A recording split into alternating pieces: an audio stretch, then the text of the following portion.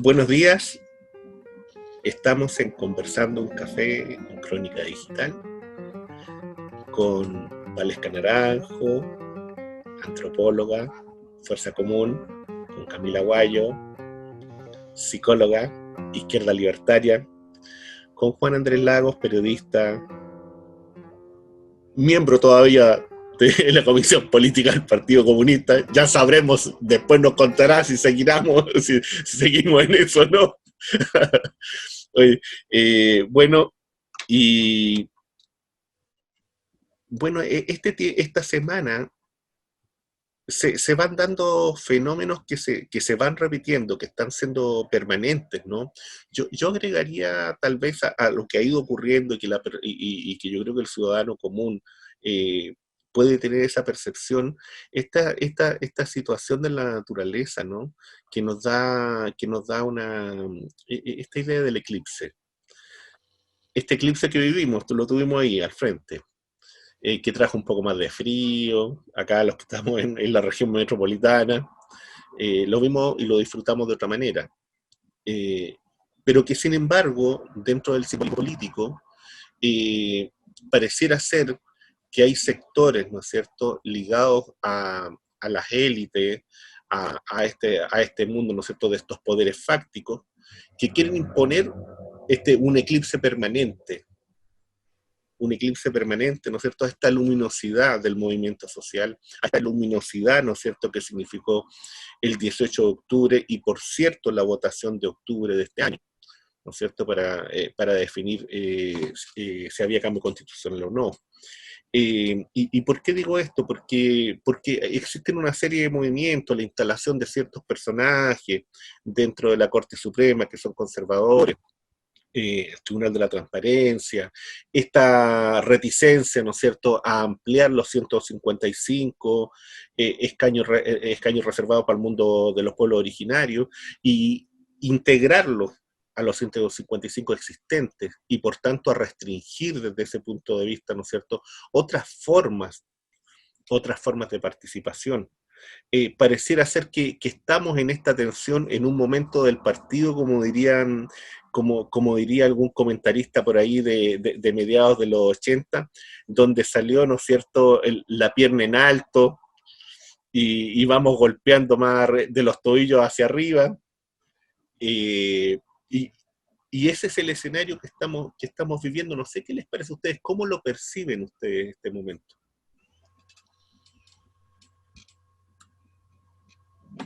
Dejo abierto ahí, Valesca o Camila.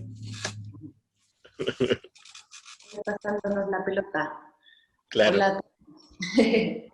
Es bonita la metáfora que trae Omar del eclipse, a propósito de además entender como todo el movimiento social como una luminosidad que al mismo tiempo no solo es luminosa en sí misma, ¿no?, sino que en la misma metáfora del eclipse aparece con toda la sombra que tenemos como país, y ahí en nuestra sombra está, por supuesto, la memoria, las injusticias, y todo lo que hemos seguido viviendo, que parece que hemos naturalizado, o que se naturaliza, ¿no es cierto?, a propósito de lo que mencionas, ¿no?, de las constantes arbitrariedades, violaciones a los derechos humanos, la insistencia además de no tomar en cuenta y no poner en contexto desde la gestión que hace el gobierno. Entonces, ¿para qué decir vamos a llamarle, como yo digo, como el show de los escaños reservados, a propósito de que terminó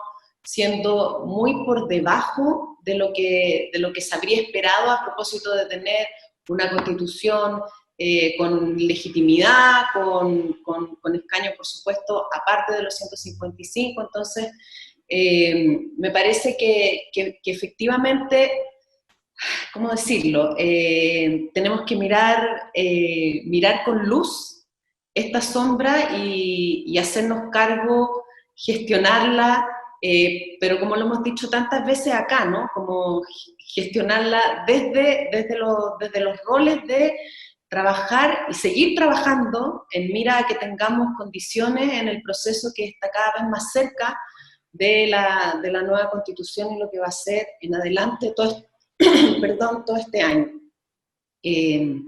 Me quedo como por ahí, digamos.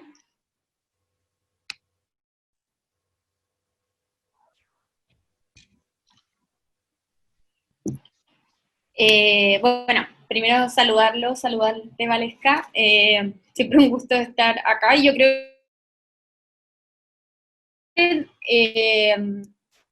que el escenario político está muy revuelto, está muy movido. Todas las semanas creo nos cambia un poco el escenario y tenemos que ir tomando nuevas definiciones. Creo que lo que está pasando, por ejemplo, al interior del Frente Amplio, lo que está pasando con Chile Digno, nos va dando cuenta que hay una reconfiguración también de las fuerzas políticas hoy día, que sin duda es muy relevante, pero que creo yo también hay que ir viéndola también con cautela. De repente me pasa que siento que hay mucha ansiedad también en el mundo político, cuando el escenario, creo, del contexto hoy día, como de la coyuntura en particular, hay que ser cauteloso y cautelosa. Y bueno, como a mí me gustaría referirme como en particular al tema de lo que comentaba en un comienzo de los escaños reservados, que creo yo que demuestra una vez más dos cuestiones súper fundamentales. El que hay todavía una fuerza política que no quiere que haya una representación efectiva de la población de estos territorios, y justamente de los sectores marginados, históricamente excluidos. Y ahí lo digo por dos cuestiones. Una, en primer lugar, porque justamente no se apeló a la autodeterminación y al autorreconocimiento de los pueblos originarios indígenas, pero además porque se excluyó al pueblo afrodescendiente, que es un pueblo que es reconocido, que está reconocido por el Estado chileno. Pero además, porque los escaños quedaron dentro de los mismos escaños de la convención. Cuestión que deja, por ejemplo, distritos sobre representados como el distrito 11, que más encima el distrito de la élite, ¿verdad? Eh, y eso me parece como muy grave y habla nuevamente de lo complejo y lo cerrado que está hoy día el proceso. Y además creo yo que son señales de error, o sea, son señales que al menos a mí me hacen ver que hoy día sectores de la oposición no van a ser necesariamente sectores aliados en la Convención Constitucional, porque es cosa de ver cómo votó sectores de la exconcertación en la votación de los escaños reservados. Eh, y eso a mí lo encuentro preocupante. Queda menos de un mes para la inscripción de las candidaturas. El proceso para la isla independiente o la militancia social quedó sumamente complejo. Y bueno, el escenario, creo yo, está un poco revuelto. Sí veo con esperanza como las definiciones que tomó los sectores del Frente Amplio para la articulación con Chile Digno. Me parece un paso importante de los sectores antineoliberales hoy día que están buscando una construcción, y no solo a puertas como del momento constituyente propiamente tal como la convención, sino mirando el momento constituyente como un momento más profundo, más de largo aliento, más de ruptura, que también sin duda tiene que ver con las elecciones presidenciales.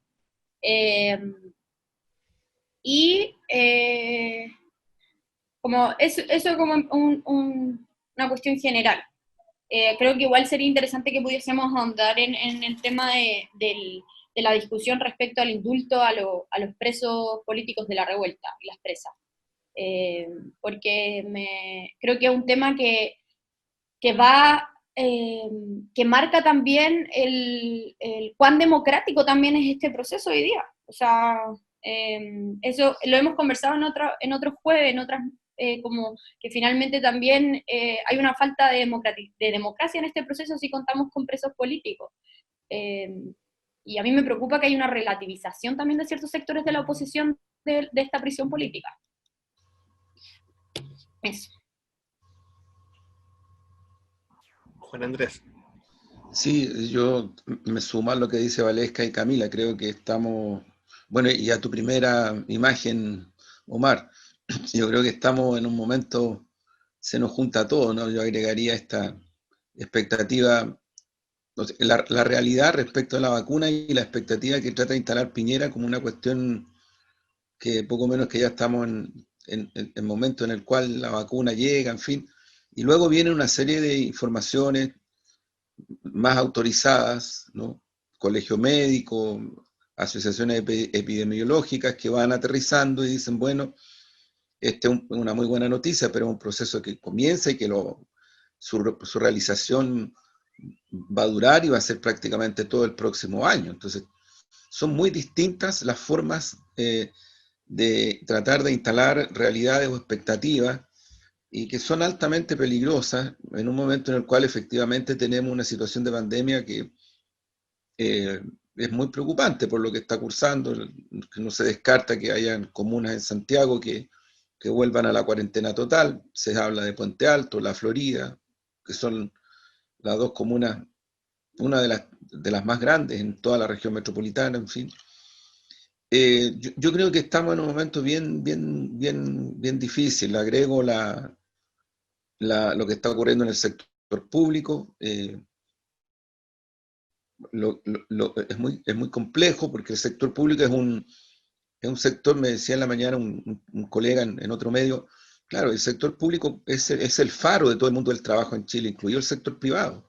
Es un punto de referencia. Entonces, cuando el gobierno entra a esta negociación de la forma como ha entrado, te está dando una señal brutal que además está muy amarrada a lo que viene el año entero, el próximo y el otro más. Entonces son cuestiones que creo yo que efectivamente están en la dirección de tratar de seguir domesticando la situación.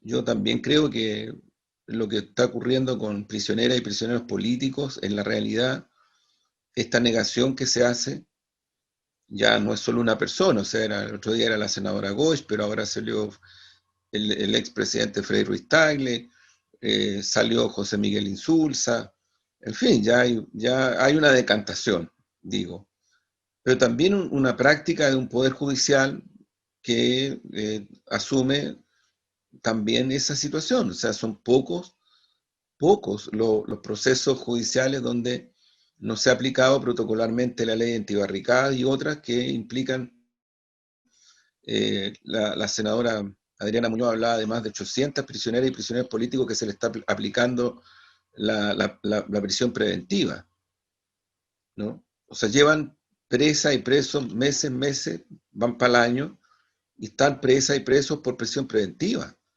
Y es re poco lo que se habla de eso, en verdad. Como es poco que se habla del sector público desde el punto de vista de los grandes medios. Entonces, efectivamente yo creo que hay un intento de contención súper bien planificado, eh, y, que, y que efectivamente se agudiza más con los escaños reservados, se agudiza más con otras situaciones también, y tengo la impresión de que lo que a lo que está apostando la élite dominante es a un agotamiento de la ciudadanía, del pueblo, a una suerte como de frustración y por tanto ya adecuarse a lo que venga, no hay más que hacer, que es un poquito la forma de contención que ha tenido, no un poquito, en verdad es la forma de contención que ha tenido este modelo de dominación de los 90 en adelante, ¿no? O sea, adecuémonos a lo que hay y golpeémonos el pecho de que tenemos lo que tenemos, porque es lo que nos tocó vivir y es lo que hay, en fin, o sea, una serie yo diría que estamos en ese momento, ¿eh? Creo que va a haber que esperar un poco,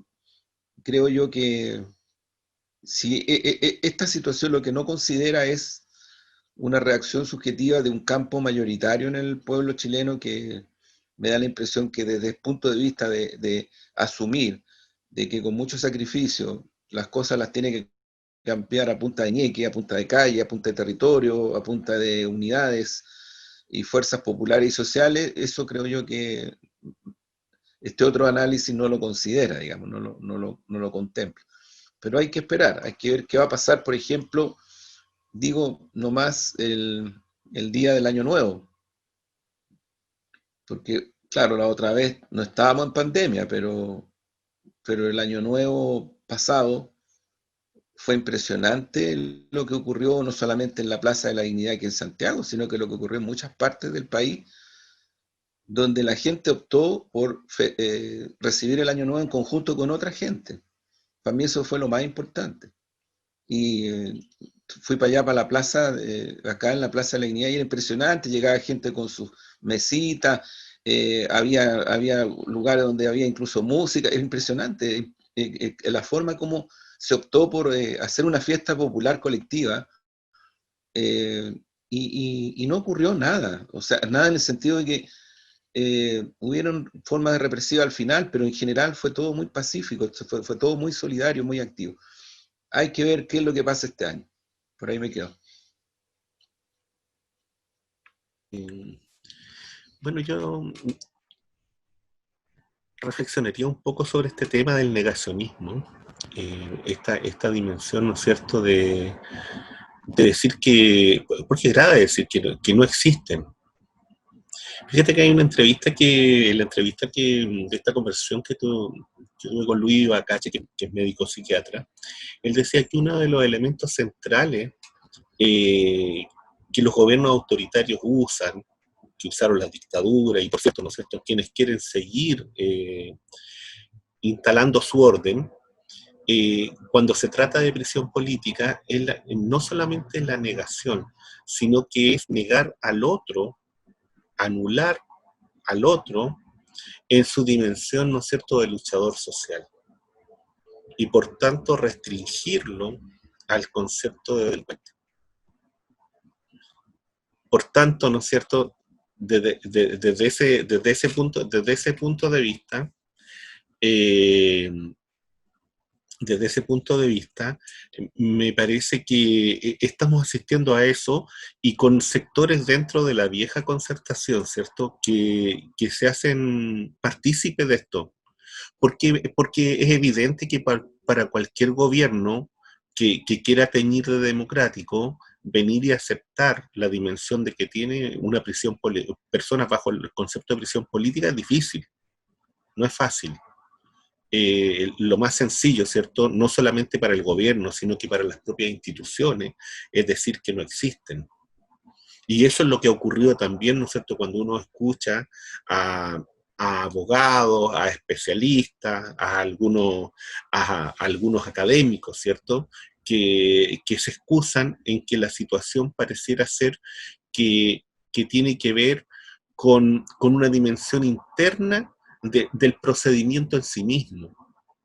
Sin embargo, en esa dimensión interna del procedimiento en sí mismo, ellos no se hacen cargo del abuso.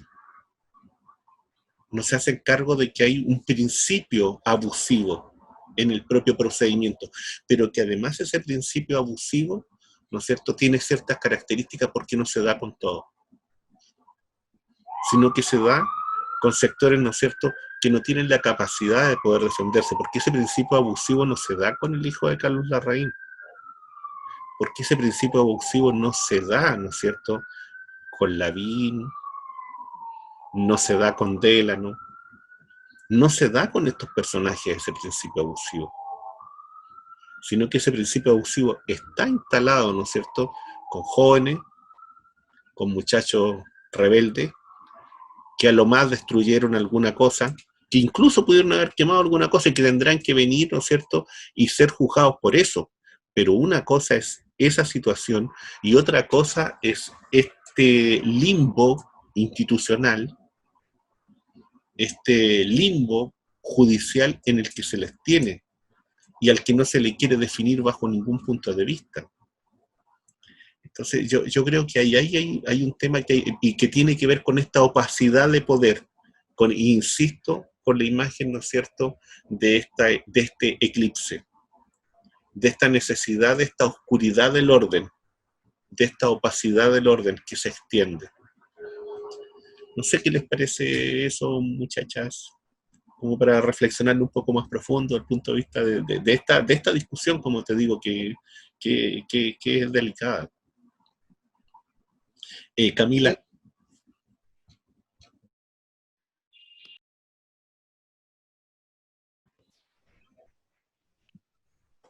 Parece que la Cami tiene ahí Parece que la Cami tiene algún problema con la conexión, pero Valesca, entonces.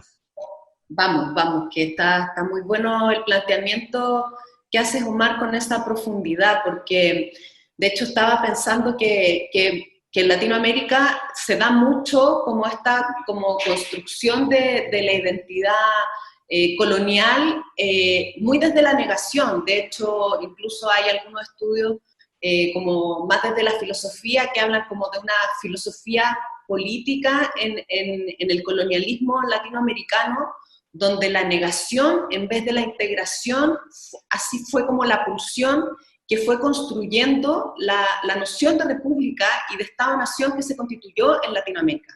En vez de entonces incluir la diversidad, para ponerlo como a diferencia de lo que pasa en los conflictos europeos, en Latinoamérica lo que fue sucediendo es que las élites fueron negando, a propósito de quienes ocupaban el poder, la diversidad con la que se encontraron en sus territorios. Y eso desde el punto de vista como cultural, pero también político, ¿no? Netamente político.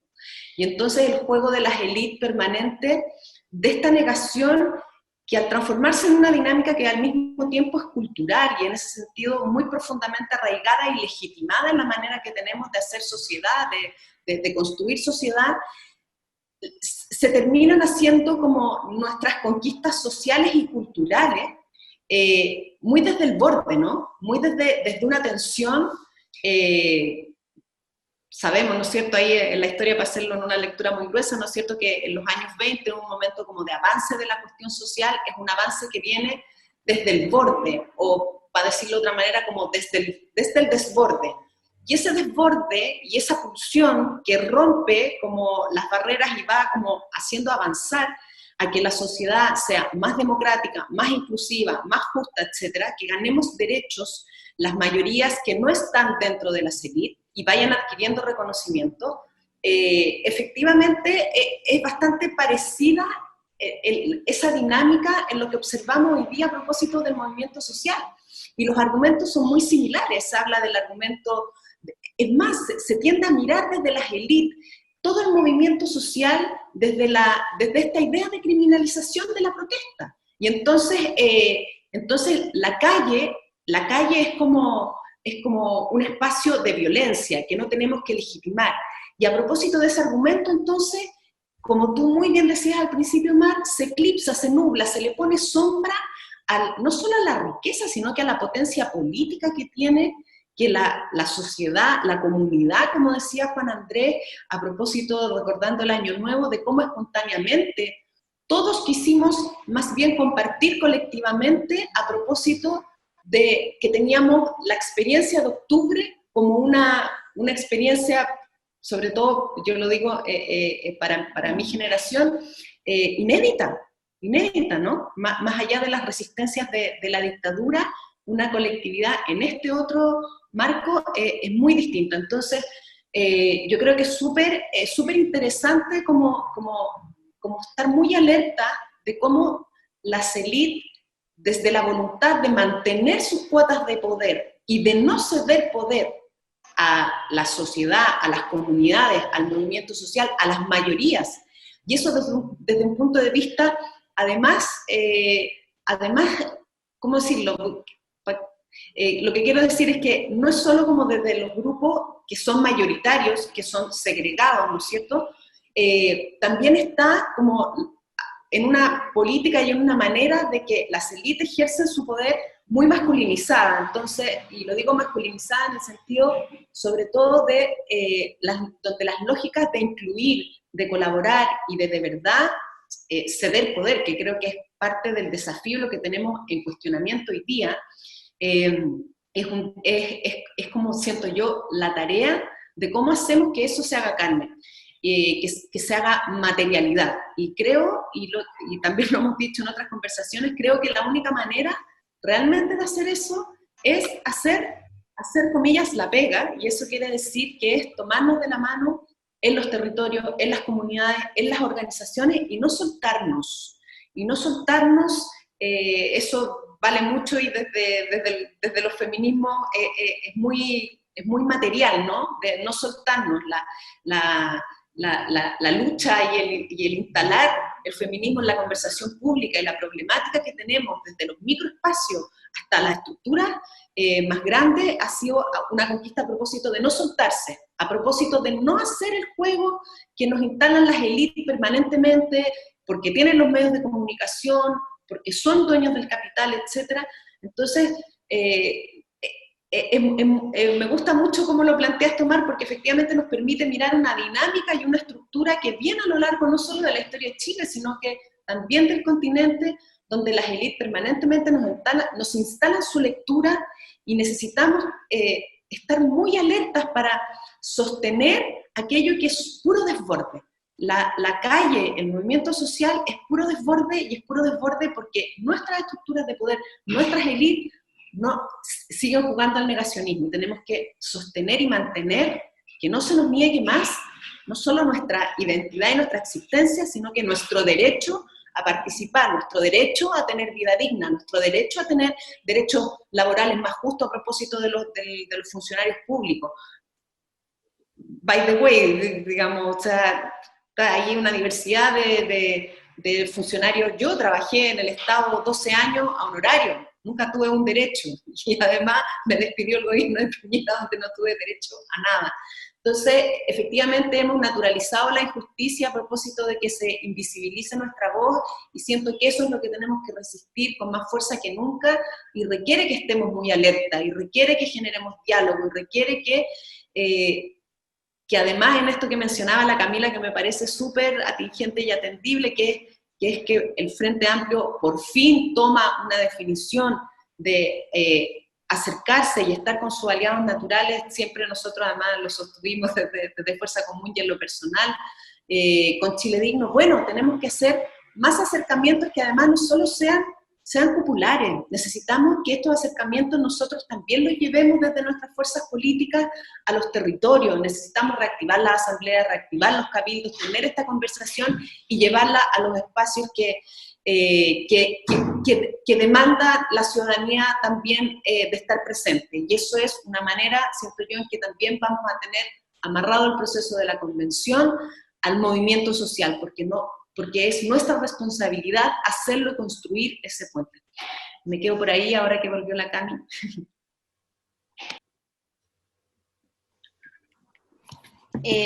Sí, yo, o sea, estoy muy de acuerdo con lo que plantean, y encuentro muy interesante como la utilización del negacionismo también como para negar justamente un poco lo que decía Valesca, como negar a estas identidades, a estas ideas, a estos sectores que hoy día, o sea, que desde el 18 de octubre, también antes, irrumpieron un poco en la esfera pública, y que también hicieron remecer la institucionalidad, que eso es lo que yo también encuentro que ha sido muy relevante y que es justamente lo que nos ha permitido poder, esta apertura de un proceso constituyente, por el remecimiento de la irrupción en la institucionalidad, cómo se resquebrajó también la institucionalidad.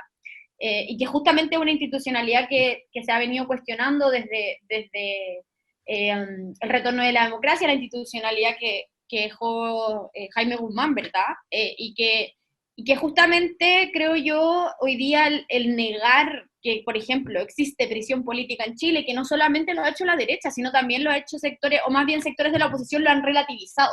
Han dicho que son hechos aislados, que son situaciones determinadas, etcétera, y no hay, como si no hubiese un motivo político detrás en esta prisión. Bueno, yo creo que justamente esa negación demuestra la desconexión con las mayorías sociales, pero también la necesidad de arrinconarse en sus privilegios, y yo, obviamente uno no puede afirmar cuestiones a futuro, pero yo creo que sin duda en un par de años más vamos a estar viendo cómo este gobierno es un gobierno que queda como en la historia, como un gobierno que violó los derechos humanos, como un gobierno que tuvo una política sistemática de presos políticos, porque sin duda yo creo que hay hay presos políticos desde antes del gobierno de Piñera, sobre todo los presos políticos mapuche. Pero en el gobierno de Sebastián Piñera, creo yo, hay una política, y eso es, hoy día lo podemos ver con la prisión preventiva, cómo la prisión preventiva se utiliza como prisión política. A mí me parece que el indulto a los presos de la revuelta y las presas de la revuelta tiene que ser una idea y que aúne a la fuerza política social. Creo yo que justamente es una de las cuestiones que debe anudar a la fuerza político-social, a los sectores de izquierda y antineoliberales de la política más tradicional e institucional, y también al mundo social. Y creo yo que si hoy día desconocemos esta realidad, vamos a caer en el peligro que hemos comentado los jueves anteriores, que el proceso constituyente va a estar encapsulado justamente en los mismos sectores de siempre y va a correr por un carril paralelo la fuerza política de las calles, que es un peligro inminente. Entonces, creo yo que no podemos soltar la bandera de el indulto a los presos y las presas de la revuelta. No sé, el otro día veía un video de un joven preso político que está arriesgando 12 años, no ha podido, tiene 19 años, no ha podido ver a su familia por la pandemia, y realmente era impresionante el relato de él. O sea, creo yo que también es bueno ponerle cara a estos presos y presas, porque muchas veces hablamos de los presos y las presas de la revuelta en términos muy abstractos, y tienen cara, tienen nombre, tienen familia, tienen historia, muchos son muy, muy jóvenes, adolescentes inclusive, y creo yo que también ese ejercicio hoy día de poder ponerle rostro a estos jóvenes, o no solamente jóvenes, es importante. Eso.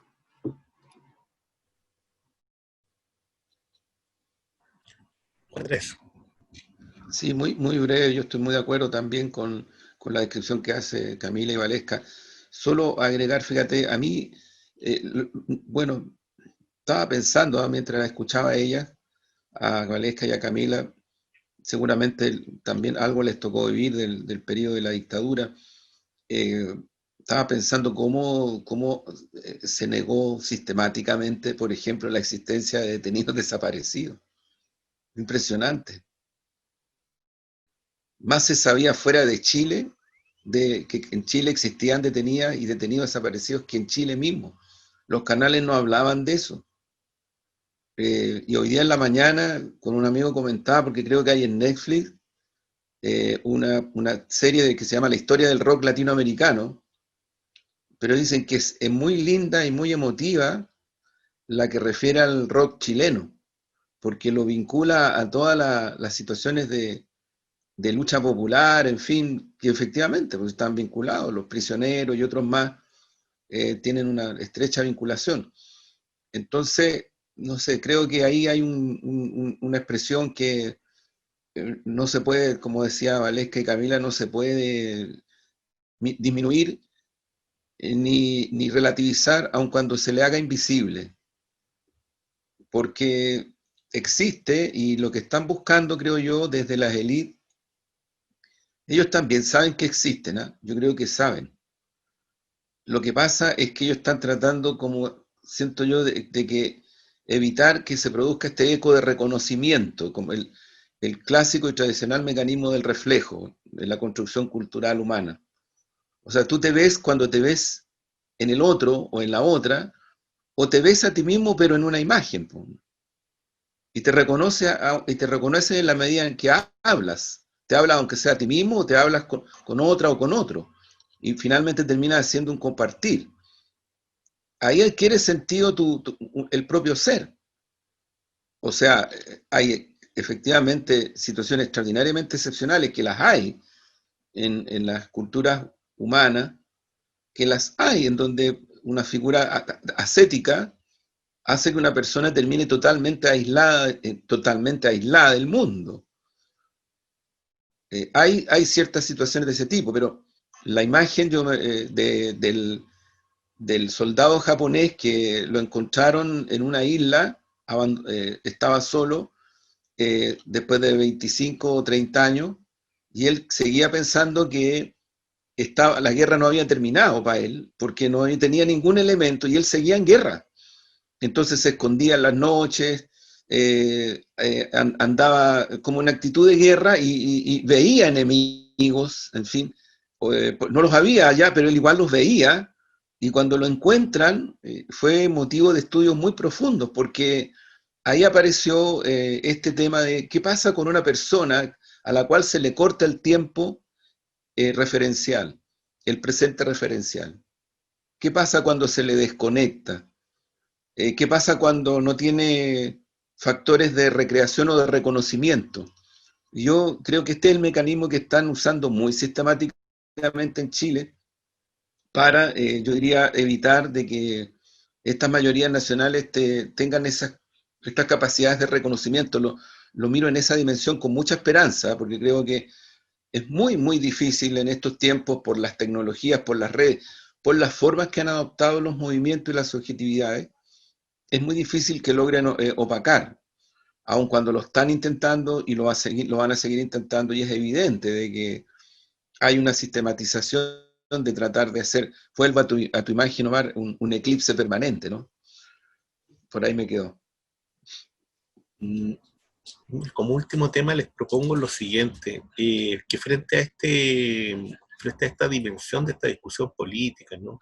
De este análisis de realidad, fíjate que una de las formas que se ha adquirido, ¿cierto? Es lo performático, es esta dimensión del espectáculo dentro de la política.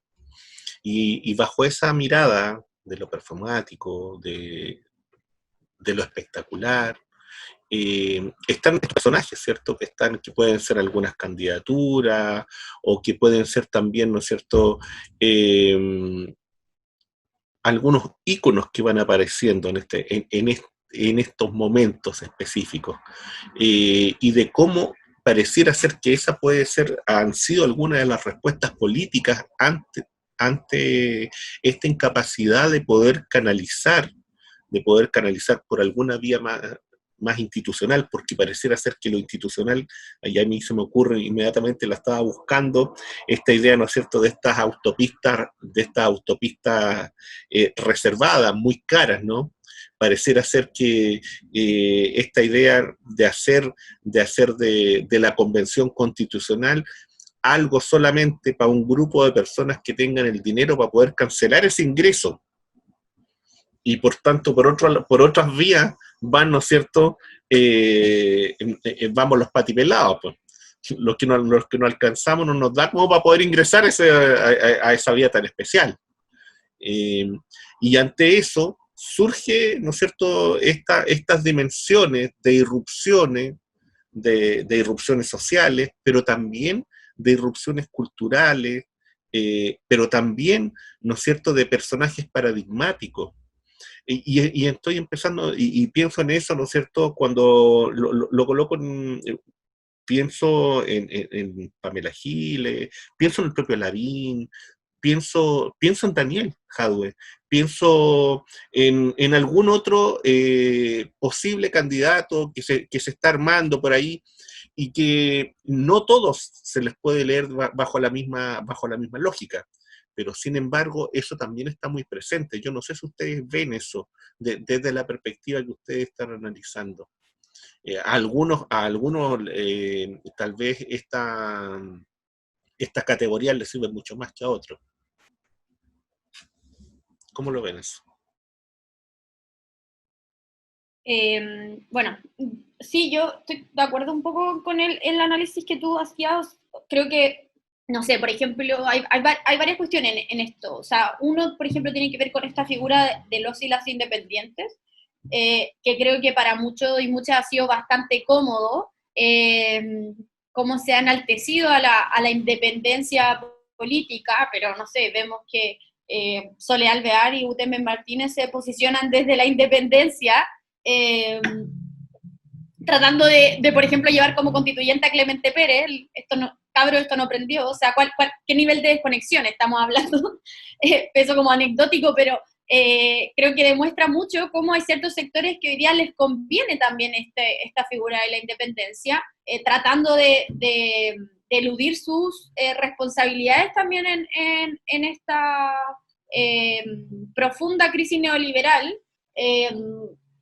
Y creo yo que justamente muchos de estos sectores como independientes, estos grupos de independientes que se han armado, bastante, representan también a una élite económica, a una élite política, a una élite cultural también, o sea, a una élite de distintos ámbitos, y que son grupos que no tienen una conexión real con los territorios, con quienes se estuvieron movilizando. Y a mí me preocupa eso, porque claro, esos sectores de los independientes son quienes tienen mayores posibilidades también de ingresar a la convención por temas de recursos, por contactos, por visibilidad mediática, y me preocupa justamente que los sectores que se organizan en torno a militancias más sociales no van a quedar excluidos, porque el sistema hoy día electoral es un sistema que excluye a quienes no tienen recursos, etc. Como para poder financiar campañas, qué sé yo. Y eso lo encuentro preocupante, que haya una reproducción como de la élite en la Convención Constitucional, porque no solamente es una élite quienes estuvieron en la institucionalidad política, sino que son una élite que representa a sectores privilegiados. Y ahí creo yo que el desafío justamente es a una construcción de un polo constituyente, político-social, antineoliberal, que aglutine a los partidos políticos que están por una disposición de una transformación radical en clave antineoliberal, pero que también aglutine a los sectores de los movimientos sociales, territoriales, feministas, que también tienen una visión antineoliberal transformadora, y que logre romper con la lógica de reproducción de élite que hoy día hay un peligro en la convención. Y creo yo que tenemos que también apostar a eso, o sea, apostar a que hoy día la Convención Constitucional, hoy las candidatas, no es un concurso de popularidad, no es un concurso de quién es más famoso o más famosa, porque también tenemos candidatos y candidatas que, claro, que tienen una figura quizás como mediática, pero que uno empieza a pensar, ¿y a quién está representando esta persona? También representa un sector social, representa un distrito, representa a quién. Y hoy día creo yo que tenemos que apostar a que los candidatos y las candidatas no sean figuras únicas, etcétera, sino que sean representantes y portavoz de sectores que han estado excluidos, o sea, feministas, dirigentes sindicales, dirigentes sociales, etcétera. Creo yo que eso es muy relevante, o sea, apuntar también a una diversidad y heterogeneidad en la Convención Constitucional.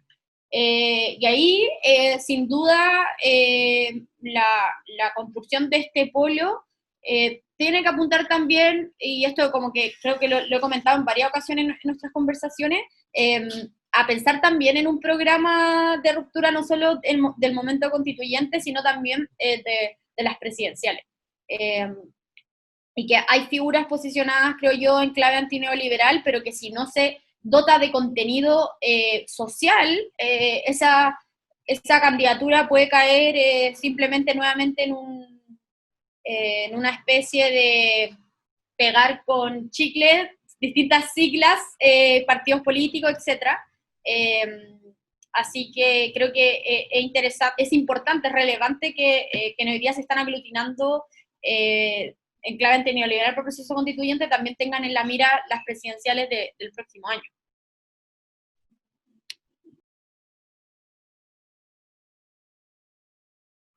Valesca. Sí, súper de acuerdo con esa como puerta final que nos presenta la Camila, que es la presidencial. Y a propósito de la presidencial, más que la presidencial en sí misma, creo que la relevancia tiene que ver con el país que queremos construir. Y ese país que queremos construir obviamente no se acaba cuando terminemos el proceso constituyente, sino que se inicia con el proceso constituyente y, por cierto, se despliega en el próximo gobierno que vamos a tener. Y yo estoy muy de acuerdo con que no basta con que seamos un frente o una convergencia de fuerzas políticas y sociales antineoliberales, sino que también tenemos que poder establecer de qué se trata, cuál es el contenido que hay en esa propuesta para superar el neoliberalismo en Chile. Y yo creo que por eso he insistido varias veces con el tema de poder converger en contenidos, en diálogos y en una construcción. Ayer el Frente Amplio presentó un decálogo de contenidos constitucionales que me parece que toca pilares bien fundamentales a propósito de una soberanía popular, de restituir dignidad a la vida de todos, y eso supone, ¿no es cierto?, todas las bajadas expresadas en la garantía de derechos sociales, laborales, un desarrollo económico que sea sustentable y sostenible, donde el Estado sea o tenga o se restituya su papel de impulsor del desarrollo con esas características y no así entonces al mercado y por tanto a las oligarquías o a las élites económicas en el país, que es lo que ha venido sucediendo durante todos estos años, ¿no? Entonces creo que en esa discusión y en esta otra discusión que es cultural, pero que también es política, que la hemos hablado durante todo el programa, que es en esta diversidad, que es una diversidad porque las sociedades somos diversas. Yo creo que, y en eso discutía la otra vez como familiarmente también, a propósito de por ahí me discutían ya, pero a propósito, por ejemplo, de la candidatura del compañero Jadwe, pero Jadwe, que va del debate con lo de Venezuela, o por qué el Partido Comunista todavía, y en Chile no queremos ser Venezuela, y cómo vamos a apoyar a alguien que cree en el partido único. Más allá de esa discusión y de la caricatura, lo que quiero decir es que creo que, y eso, no sé, lo pienso como las fuerzas políticas del mundo, los líderes en el mundo, los gobernantes, y por supuesto quienes aspiran, ahí tú mencionaste a Pamela Giles, que es como nuestro ícono de la política espectáculo, ¿no?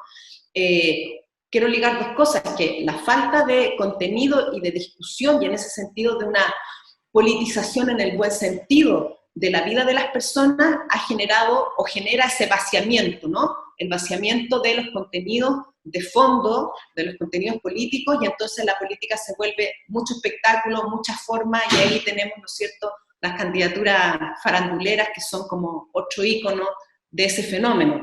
Y entonces la necesidad de discutir contenido y la necesidad, porque hoy día tenemos otra sociedad, entonces la necesidad de cómo lo vamos a hacer desde las diversidades de fuerzas, intereses, qué vamos a entender por bien común, cuáles son las medidas y cómo vamos a avanzar respecto de eso para convivir en una sociedad que es diversa, y cómo incluimos entonces, y cómo amanecemos a una nueva manera de hacer tanto política como de convivir respecto de intereses diversos, identidades diversas, y donde hay grandes mayorías, comillas, oprimidas, en el sentido de tener esta vida neoliberal que efectivamente oprime a la, como lo dice Byung-Chul Han, ¿no? Ya no tenemos el patrón que te explota, sino que al final adquirimos un dispositivo interno donde nos autoexplotamos, y entonces vivimos en una enajenación donde la vida de sacrificio que hacen miles de padres, madres, etcétera, por tratar de sobrevivir en este mundo neoliberal y en Chile, donde tenemos un 80% que vive con menos de 500.000, 400.000 pesos, y uno dice, o sea, ¿qué se hace con eso, no? Entonces, esa es la realidad que tenemos que cambiar, siento yo, esa es la conversación en la que tenemos desafíos importantes que tener, porque creo que en general la política ha rondado por esta idea de pugnar o de conquistar al otro, una lógica casi como muy colonial también, valga la metáfora inicial, muy colonial de conquistar territorio, terreno a otros grupos, y yo creo que a lo que en realidad estamos amaneciendo es al desafío de incluirnos y de convivir en nuestras diversidades, y creo que ahí tenemos un tremendo desafío, no solo para el próximo gobierno, sino que en términos de género, laborales, económicos, etc. Me quedo ahí.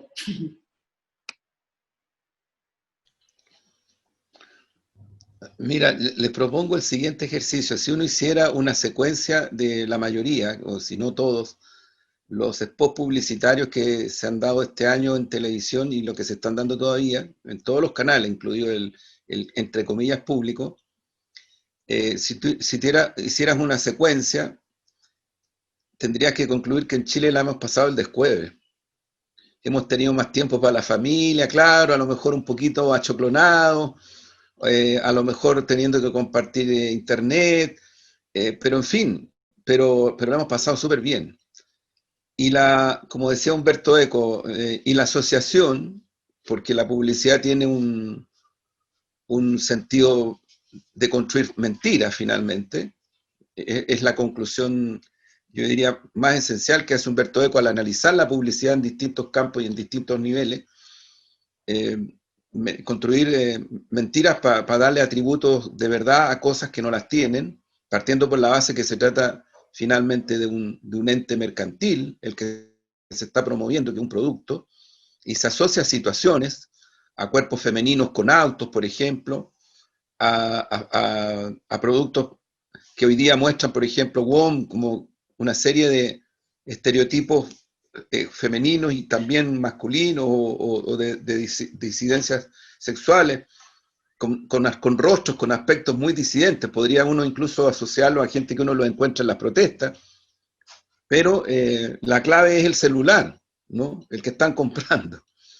Ahí está el atributo finalmente. O sea, si uno hiciera la secuencia, yo diría que en Chile la hemos pasado re bien finalmente.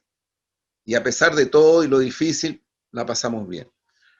Pero si uno hiciera una secuencia del punto de vista de lo que yo creo que es la realidad, nos encontraríamos con gente agobiadísima, con sus hijas e hijos en las casas, angustiadísimas porque les llegan los requerimientos de los colegios, por otro lado profesores y profesores que se las tienen que arreglar también. Yo tengo amigas y amigos, seguramente ustedes deben conocer, que son profes de universidad y están enloquecidos porque le hacen clase por Zoom a 40 personas, a 50 personas. En fin, digo, el rol de la telemática. Esa disonancia, que yo creo que es tremenda, creo que incluso en el caso de nuestro país es todavía mucho más aguda que en otros países, a mí me parece que hace que estas realidades que hemos comentado hoy día, estas descripciones que se han hecho, adquieran todavía mucho más valor. Porque al final la construcción social de la realidad o de la certeza o como se le quiera llamar, es un campo en disputa de mi punto de vista. O sea, no quiero exagerarlo, lo que decía Valesca, creo que Camila también lo tomó, esto de que efectivamente mientras el mundo del trabajo en todas partes y particularmente en Chile genera más plusvalía de lo que generaba hace 10 años, incluida la pandemia, y por tanto más tasa de ganancia para el gran capital, sin embargo los sueldos son más desiguales y la gente vive peor.